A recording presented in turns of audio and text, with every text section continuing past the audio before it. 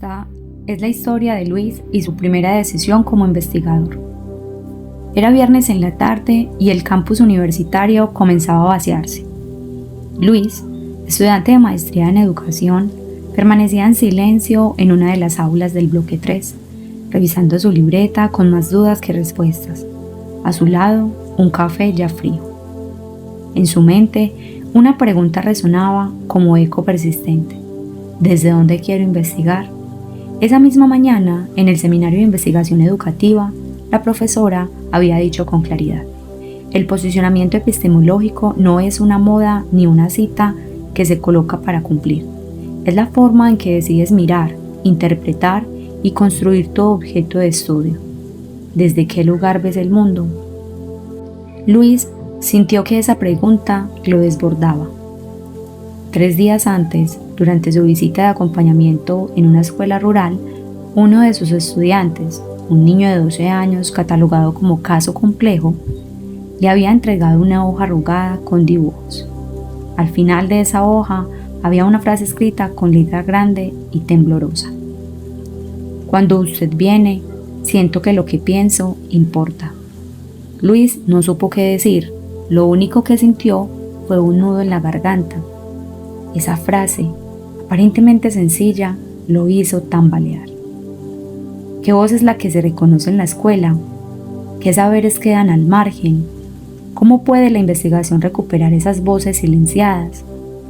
Fue en ese instante cuando entendió que su investigación no sería solo una tesis, sería también un acto ético, una decisión de posicionarse frente a la realidad. Luis se recostó en el respaldo de la silla mientras revisaba sus apuntes. Sus palabras de la profesora aún resonaban en su mente. No hay metodología sin epistemología. Cada decisión técnica refleja una postura sobre lo que entendemos por realidad y conocimiento. Él sabía que debía tomar una posición, pero ¿cómo hacerlo sin caer en un reduccionismo o en una etiqueta vacía? Recordó entonces su diálogo con el coordinador del colegio donde hacía su práctica. Durante una reunión pedagógica, Luis planteó que ciertos comportamientos disruptivos de los estudiantes podían interpretarse como formas de resistencia frente a las prácticas escolares autoritarias. El coordinador, con una sonrisa condescendiente, le respondió: «A veces los muchachos solo necesitan límites. Aquí no hay nada que interpretar». Aquella respuesta lo descolocó. ¿Era acaso una visión positivista la que hablaba desde esa afirmación? Se negaba a la complejidad subjetiva de los niños para apegarse a una concepción lineal y controlada del comportamiento. Luis entendió que el posicionamiento epistemológico no era un asunto abstracto. Estaba en juego en cada diálogo, en cada discusión de aula, en cada forma de mirar la experiencia escolar. Buscó entonces uno de los textos recomendados en el seminario, el artículo de González Rey, donde se afirma que investigar es una actividad interpretativa y situada, donde el investigador se compromete éticamente con su objeto de estudio, reconociendo su historicidad y multidimensionalidad. Esta afirmación lo interpela. No quiere convertirse en un investigador que recoge datos como si fueran piedras. Quiere comprender procesos vivos en tensión, como el que representa la voz del niño que le confesó sentirse escuchado solo por él. Luis entonces escribe en su cuaderno una frase que se convierte en su primer acto consciente de posicionamiento: «Mi investigación no buscará reducir la experiencia del niño a una categoría diagnóstica, sino comprender la forma en que su subjetividad se construye en diálogo con las lógicas escolares». Sabe que con ello se aproxima a un enfoque interpretativo, y al revisar a Desin y a Lincoln encuentra que este enfoque asume que la realidad no es única ni objetiva, sino construida social y culturalmente, mediada por significados. Además, el investigador es parte del proceso, no un observador externo. Eso lo reconforta, no está solo mirando desde afuera, está implicado. Para afinar su decisión, Luis también consulta a Tobón, quien plantea que en los procesos de formación investigativa es esencial reconocer las dimensiones epistemológicas, éticas y sociales del conocimiento, para no solo caer en una visión tecnocrática de la investigación. Esta lectura lo confirmaba. Tomar decisiones metodológicas implica también posicionarse frente al mundo. En medio de esas reflexiones suena su celular. Es un mensaje de su compañera Juliana, la cual le dice: Luis, ¿ya decidiste si lo tuyo es fenomenología o teoría fundamentada? Él sonríe. Sabe que su camino investigativo no depende únicamente del enfoque que escoja, sino de su postura frente a la realidad que quiere comprender. Respira hondo, abre un nuevo documento en su portátil y escribe en primer párrafo de su justificación epistemológica.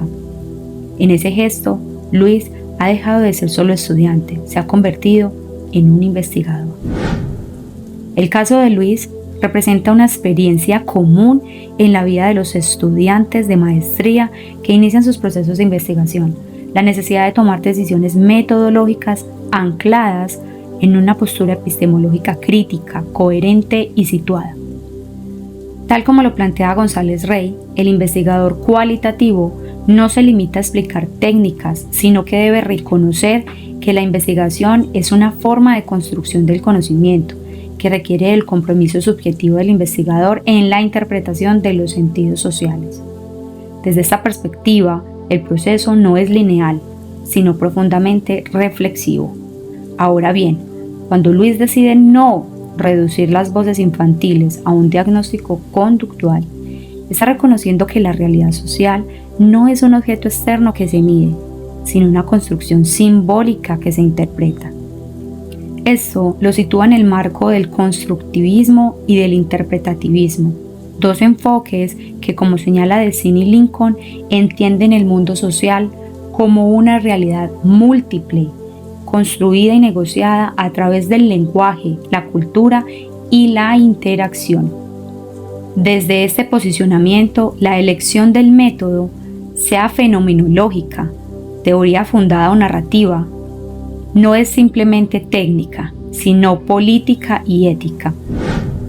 Como advierte Tobón, las decisiones metodológicas no deben reducirse a formatos o pasos, sino responder a un proyecto de formación que comprometa a la persona en la comprensión crítica del mundo. Es por esto que cuando Luis se siente interpelado por la vivencia de sus estudiantes, su gesto no es ingenuo, está construyendo un modo de mirar, una perspectiva de comprensión, que reconoce a los niños como sujetos de derecho, con agencia, con voz. Esto implica también repensar la noción de evidencia en educación. No todo lo que importa puede medirse y no todo lo que se mide importa. En consecuencia, la investigación cualitativa que Luis inicia será coherente con una lógica interpretativa, implicada y sensible a los significados y a las tensiones del contexto escolar. Su proceso entonces no comienza con un diseño instrumental, sino con una pregunta ética. ¿Cómo puedo investigar de forma coherente con la dignidad de los sujetos que participan en mi estudio? Piensa por un momento. Esa noche, antes de dormir, Luis vuelve a pensar en lo ocurrido con el niño que lo interpeló en la escuela. Ya no se trata solo de decidir entre enfoques o métodos, se trata de asumir una postura frente a lo humano. La investigación entiende ahora que no comienza con una pregunta, sino con una mirada. Y en su caso, esa mirada quiere comprender y transformar. Y si este contenido despertó en ti nuevas preguntas, suscríbete al canal, comparte este video con quienes también creen que la ciencia puede cambiar el mundo. Y eso es para ti. Piensa en un tema educativo que te movilice. Luego, anota qué concepción de realidad estás adoptando al mirar ese tema. ¿Qué tipo de conocimiento consideras válido para entenderlo? Y por último, ¿qué lugar te das a ti mismo como investigador o investigadora? Con estas respuestas, comienza a construir tu propio posicionamiento epistemológico.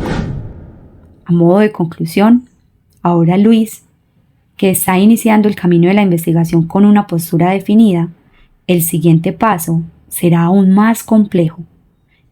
Decidir cómo vincular teoría y realidad sin traicionar la riqueza de las voces que busca comprender. Pero eso será en el siguiente video.